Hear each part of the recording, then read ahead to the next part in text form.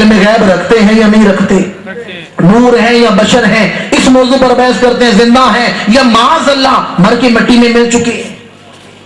میں آپ سے گزارش کروں گا، ایک آستانہ عالیہ کا ریزہ خار ہوں اور یہاں بزرگوں کی اولاد بیٹھے ہوئے ہیں، ان کا دامن محبت تھام کے آپ تک اللہ والوں کا پیغام پہنچانا چاہتا ہوں۔ خدا را حضور بیس کا مرکز نہیں، حضور محبت کا مرکز ہے۔ کیا خیال ہے، حضور بیس کا مرکز ہے یا محبت کا مرکز ہے؟ حضور محبت کا مرکز ہے، حضور اطاعت کا مرکز ہے، حضور اتباع کا مرکز ہے، ہر حسن و خوبی و کمال کا مرکز ہے تو وجود مصطفیٰ ہے۔ اور یہ بھی یاد رکھیں، حضور کے بارے میں بات کرنے سے پہلے ہمیں اپنی اوقات یاد رکھنی چاہیے۔ کیا خیال ہے آپ لوگوں کا؟ نالی میں چلنے والا کیڑا کیا جانے جبریل کن بلندیوں پہ پرواز کرتا ہے، زمین پر رینگنے والی چونٹی کیا جانے تخت سلیمانی کی پرواز کیا ہے، اور مادیت میں الجھا ہوا انسان کیا جانے رفعت محمدیہ کا عالم کیا ہے۔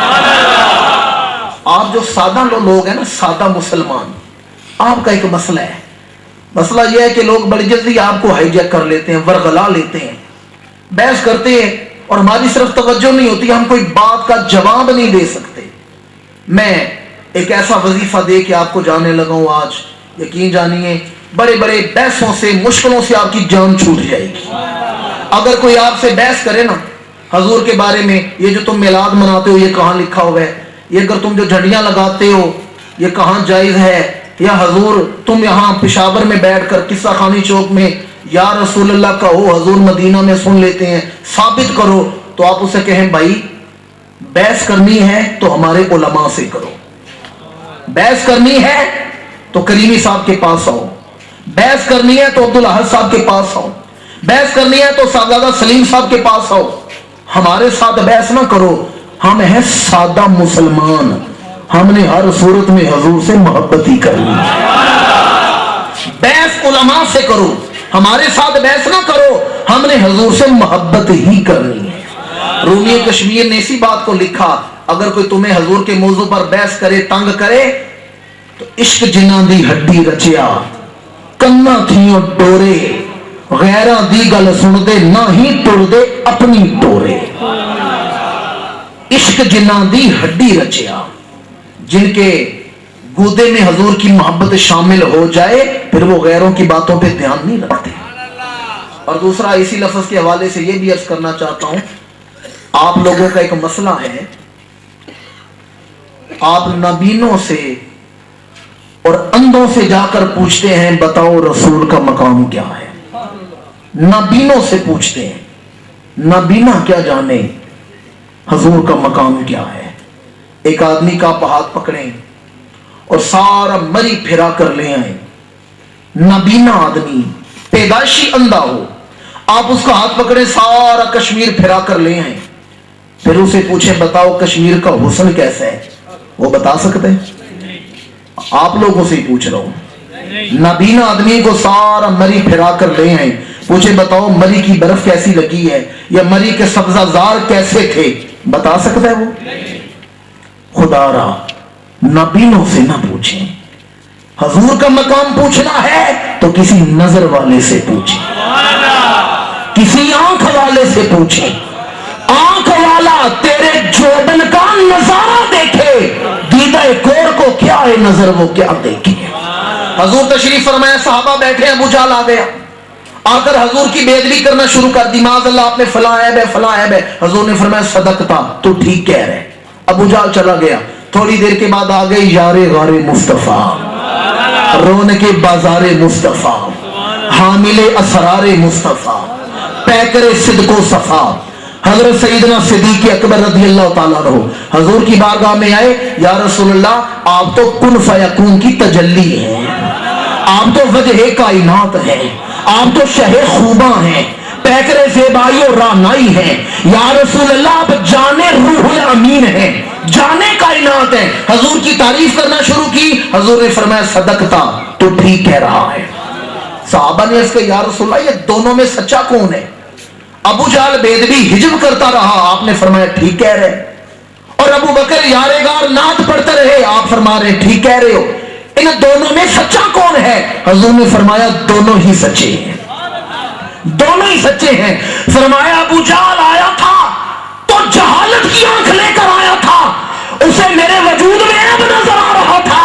ابو بکر آیا ہے تو صداقت کی آنکھ لے کر آیا, ابو بکر آیا ہے تو محبت کی آنکھ لے کر آیا ہے.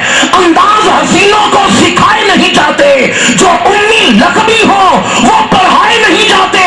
ہر ایک کا حصہ نہیں دیدار کے قابل, ابو جہلوں کو محبوب دکھائے نہیں جاتے. حضور کا مقام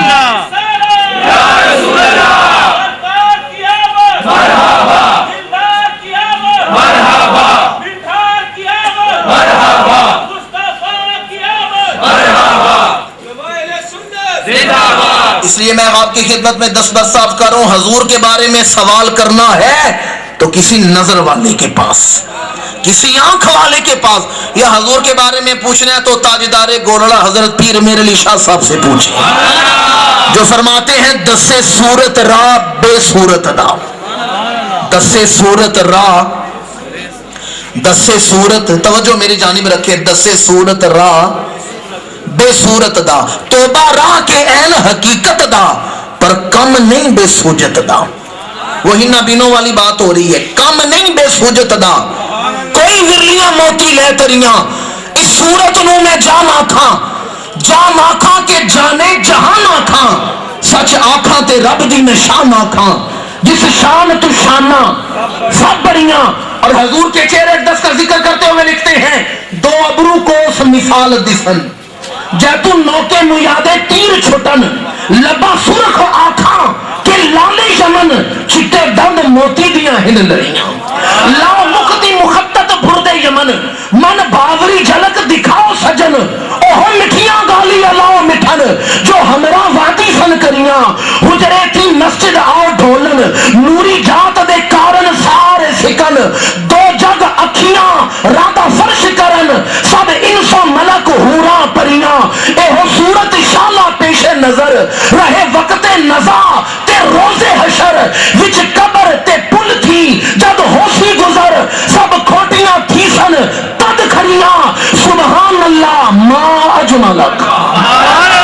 علماء بیٹھے ہیں سے پوچھیں عربی شاعری میں ماں کا لفظ کب بولا جاتا ہے؟ عربی شاعری میں ماں کا لفظ اس وقت بولا جاتا ہے جب منہ چھوٹا ہو بات بڑی ہو, جب فکر چھوٹی ہو اور ذات تائیدار گولا فرماتے ہیں سبحان اللہ ما اجملکا, ما آسانکا, ما اکملکا. کتھے مہر علی, کتھے تیری سنا, گستاخ اکھیاں کتھے جا رہی. حضور کا مقام کسی نظر والے سے, کسی آنکھ والے سے پوچھیں. لفظ بوئیسوں سے پہلا نقطہ میں نے عرض کیا, حضور خود نہیں آئے, اللہ کے بھیجے ہوئے ہیں. حضور کے بارے میں بات کرنے سے پہلے دھیان رکھیں یہ کس کے بھیجے ہوئے ہیں. دوسرا نقطہ, حضور کیوں بھیجے گئے, آنے کا مقصد کیا ہے. شارح بخاری امام احمد بن محمد قسطلانی رحمت اللہ تعالی علیہ, انہیں اہل حدیث, اہل دیوبند, اہل سنت سارے مانتے ہیں. شارح بخاری نے لکھا ہے کہ حضرت خالد بن ولید رضی اللہ تعالیٰ عنہ نے کچھ علاقے فتح کیے, فاتح بن کے ان علاقوں میں داخل ہوئے. چند غیر مسلم آپ سے ملاقات کے لیے آئے اور آ کر کہنے لگے, خالد بن ولید ہمیں اپنے رسول کا تعارف تو کروائیں, جس رسول کی دعوت لے کر آپ آئے ہیں ہمیں تعارف تو کروائیں, اس رسول کا تعارف کیا ہے. سنے جناب خالد بن ولید نے کون سی نعت پڑھی, فرمایا لِأَنَّ صِفَاتَهُ لَا يُمْكِنُ إِحَاطَةُ بِهَا, کوئی حضور کی صفتیں گن سکتا نہیں. اور غیر مسلموں نے کہا ساری شانیں نہیں بیان کر سکتے تو نہ کریں, کوئی ایک دو شان ہی بیان کر دے, ہمیں تعارف تو ہو آپ کے رسول کا مقام کیا ہے. اب جو حضرت خالد بن ولید نے جواب دیا وہ میرے موضوع کے متعلق ہے. حضرت خالد بن ولید فرماتے ہیں اللہ نے حضور کو آخری رسول بنا کے بھیجا ہے, اب حضور کے بعد کوئی رسول نہیں آئے گا. فرمایا اللہ نے حضور کو دنیا میں بھیجا ہے. کیوں بھیجا ہے؟ محبوب جاؤ اور لوگوں سے میری ذات منواؤ. جاؤ اور لوگوں سے میری ذات. بڑی آپ کی توجہ چاہتا ہوں. خالد بن ولید فرماتے ہیں اللہ نے دکھایا رسول ہے، منوایا اپنا آپ ہے. سمجھ آئیے میں کیا کہہ رہا ہوں؟ اللہ نے دکھایا رسول ہے، منوایا اپنا آپ ہے. فرمایا خود سوچ لو، جسے دکھا کے اللہ نے اپنا آپ منوایا ہے اسے کتنا سونا بنا کے بھیجا. حسینہ جمیلہ دا منہ موڑ دیتا محمد بنا کے قلم. قرآن مجید میں 2 قسم کے حروف ہیں. ایک وہ جو جوڑ کے ملا کے پڑھے جاتے ہیں، دوسرے وہ جو توڑ کے جدا کر کے پڑھے جاتے ہیں، قطع کر کے. الحمدللہ رب العالمین ایک حرف دوسرے سے ملا ہوا ہے، دوسرا تیسرے سے ملا ہوا ہے.